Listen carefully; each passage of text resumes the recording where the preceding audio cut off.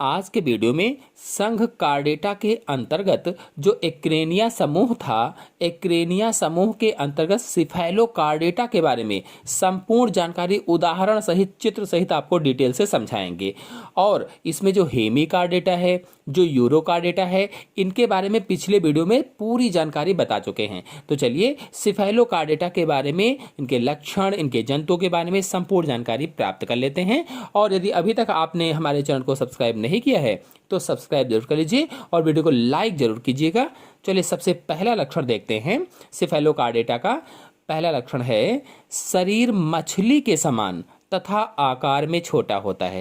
यानी इनका शरीर कैसे होता है, जैसे मछलियां होती हैं उनके जैसा होता है, लेकिन आकार में छोटा होता है।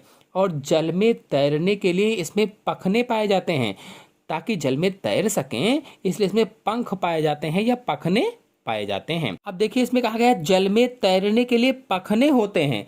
तो पखने कहाँ पर होते हैं? शरीर में एक पृष्ठ भाग में होता है, अधर भाग में एक होता है और एक पुच्छ पंख होता है। पखने होते तो पखने कहाँ कहाँ होते हैं? एक पृष्ठ भाग में, एक अधर भाग में और एक पुच्छ पंख होता है। नेक्स्ट पॉइंट है मूल कार्डेट लक्षण जीवन पर्यंत पाए जाते हैं। जो मैंने कार्डेटा संघ के 3 मूल लक्षण बताए थे, कौन से थे वो? नोटोकार्ड या मेरुदंड पाई जाती है, पहला मूल लक्षण ये था। दूसरा पृष्ठीय नाल तंत्रिका रज्जु पाई जाती है, ये था। और तीसरा था ग्रसनीय क्लोम दरारें पाई जाती हैं। ये 3 मूल लक्षण जीवन पर्यंत इसमें भी पाए जाते हैं। फिर अगला है नोटोकार्ड तथा तंत्रिका रज्जु शरीर में एक सिरे से दूसरे सिरे तक फैले रहते हैं। जो नोटोकार्ड है अथवा तंत्रिका रज्जु है, ये शरीर में एक सिरे से दूसरे सिरे तक फैले होते हैं, मतलब नालाकार तंत्रिका रज्जु इसमें पाई जाती है, नालाकार। फिर अगला है ग्रसनी क्लोम दरारें स्पष्ट तथा संख्या में अधिक होती हैं। ग्रसनी क्लोम दरारें स्पष्ट होती हैं और संख्या में अधिक होती हैं। फिर अगला लक्षण है परिवहन तंत्र पूर्ण विकसित होता है। जो परिवहन तंत्र है वेल डेवलप्ड होता है और बंद प्रकार का होता है, क्लोज्ड टाइप होता है। जो परिवहन तंत्र कैसा होता है? क्लोज्ड टाइप होता है। नेक्स्ट है ये जंतु एक लिंगी होते हैं। और एक लिंगी ऐसे जंतु जिनका नर जनन अंग और मादा जनन अंग अलग अलग जीव शरीर में पाया जाता है, उसे एक लिंगी जंतु कहा जाता है या यूनिसेक्सुअल प्राणी कहा जाता है। और जनन ग्रंथियां अनेक तथा निषेचन समुद्री जल में होता है। जनन ग्रंथियां कैसी होती हैं? अनेक होती हैं, कई सारी होती हैं। और निषेचन समुद्र के जल में होता है। फिर नेक्स्ट है जीवन चक्र में स्वतंत्र लार्वा अवस्था पाई जाती है। जो इनका जीवन चक्र होता है उसमें स्वतंत्र लार्वा अवस्था पाई जाती है। तो उदाहरण में इसके एम्फिऑक्सिस होता है। चलिए एम्फिऑक्सिस के बारे में संपूर्ण जानकारी डिटेल से चित्र सहित समझ लेते हैं। तो जो एम्फिऑक्सिस है इसे ब्रेंकियोस्टोमा भी कहा जाता है। ब्रेंकियोस्टोमा दोनों नाम जानते चलेंगे। और यह लगभग 8 सेंटीमीटर लंबा बेलनाकार जंतु होता है। एम्फिऑक्सिस क्या है? 8 सेंटीमीटर लंबा बेलनाकार जंतु है। और समुद्र में तलहटी जो होती है समुद्र की, उसमें बिल बनाकर रहता है। और यह समुद्र तल तथा पानी की सतह दोनों पर तैर सकता है। और तैरने के लिए इनमें पखने भी होते हैं। मैंने आपको बताया भी थे कि एक पृष्ठ पंख होता है, एक अधर पंख होता है और एक पुच्छ पंख होता है। ये तैरने के लिए पंख पाए जाते हैं। और नोटोकार्ड शरीर के एक सिरे से लेकर के दूसरे सिरे तक फैली रहती है, मतलब इनके नालाकार तंत्रिका रज्जु पाई जाती है और पूरे शरीर में फैली होती है। एक सिरे से लेकर दूसरे सिरे का मतलब है पूरे शरीर में फैली होती है।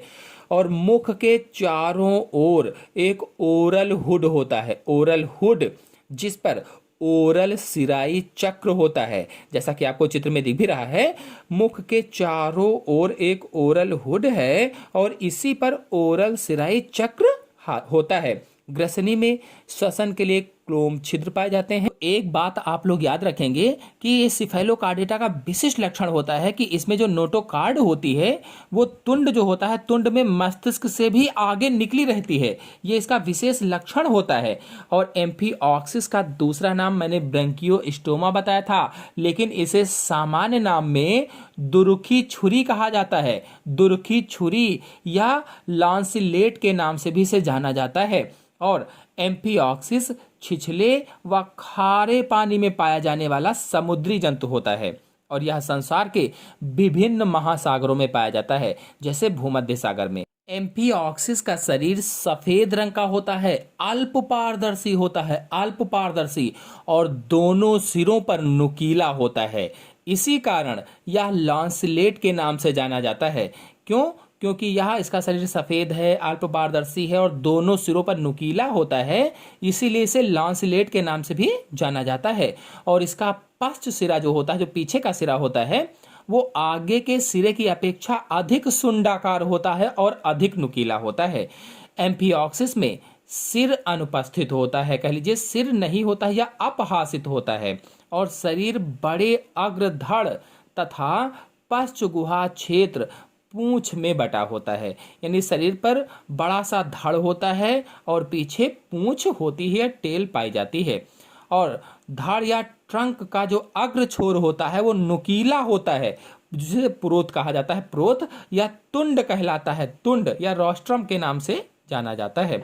और धड़ में मुख यानी माउथ, जो एट्रियोपोर तथा गुदा, 3 छिद्र पाए जाते हैं। जो धड़ है इसमें मुख पाया जाता है, एट्रियोपोर पाया जाता है, एट्रियोपोर पाया जाता है और गुदा पाया जाता है। ये 3 छिद्र पाए जाते हैं और इसमें 3 अनुदैर्ध्य मध्यवर्ती पंख पाए जाते हैं, पृष्ठीय, पुच्छीय और प्रतिपृष्ठ। मैंने आपको बताया भी अभी पहले।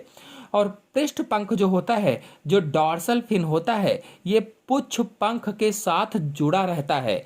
और जो अधर पंख होता है, वेंट्रल फिन होता है, ये पुच्छ पंख से छिद्र तक जाता है, यानी परिकोष्ठ छिद्र तक जाता है। इसमें मेटाप्लेउरल वलन या मेटाप्लेउरल फोल्ड्स अपनी देह गुहा में देह लसिका के प्रवाह से उत्पन्न स्फीति के कारण रेत में तेजी से बिल खोदने में सहायता करते हैं। और शरीर के प्रत्येक किनारों में या पार्श्व में तीर रूपी पेशी पट्टियों की एक श्रेणी पाई जाती है। जैसे तीर होती हैं, बिल्कुल उसी जैसी पट्टियों की एक श्रेणी पाई जाती है, जिन्हें आदि पेशी खंड कहा जाता है या मायोटोम्स कहा जाता है। मायोटोम्स या पेशी खंड भी आप कह सकते हैं, पेशी खंड भी कहा जाता है या मायोमर्स भी कहा जाता है। जो शरीर है, शरीर के प्रत्येक पार्श्व में या किनारों में तीर रूपी पेशी पट्टियों की श्रेणी पाई जाती है, उसे मायोटोम्स या मायोमर्स कहा जाता है। और इसकी बॉडी वाल जो होती है या बाह्य पारदर्शी त्वचा यानी स्किन, विकसित पेशिन्यास तथा भित्तीय पेरिटोनियम में बटी होती है, 3 भागों में बटी होती है। एक तो स्किन, दूसरा पेशिन्यास और तीसरा भित्तीय पेरिटोनियम में बटी होती है। इसमें जो त्वचा होती है, ये जो स्किन होती है, ये आंतरिक आधार कला पर टिकी बाह्य अधचर्म या एपिडर्मिस, मध्य चर्म या क्यूटिस तथा अंतः स्पंजी उपचर्म 3 स्तरों में पाया जाता है। और आपको बता दें कि एम्फीऑक्सिस में प्रत्येक ओर 60 से 62 आदि पेशी खंड या मायोटोम्स पाए जाते हैं।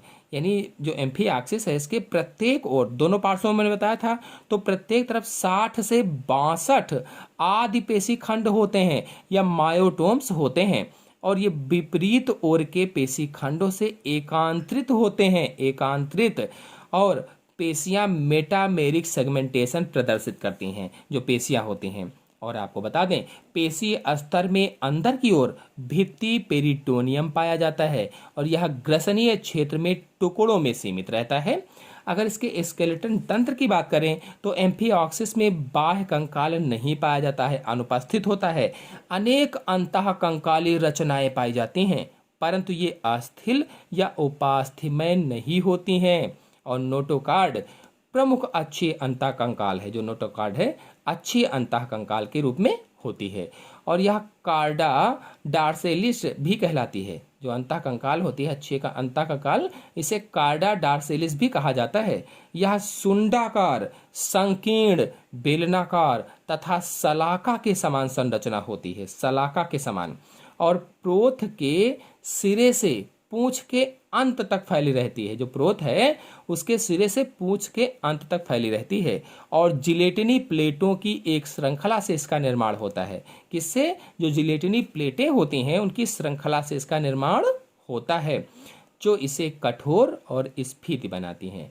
नोटोकार्ड शरीर के मुड़ने की गतियों में तथा अनुदैर्ध्य पेशियों के संकुचन में महत्वपूर्ण भूमिका निभाती है।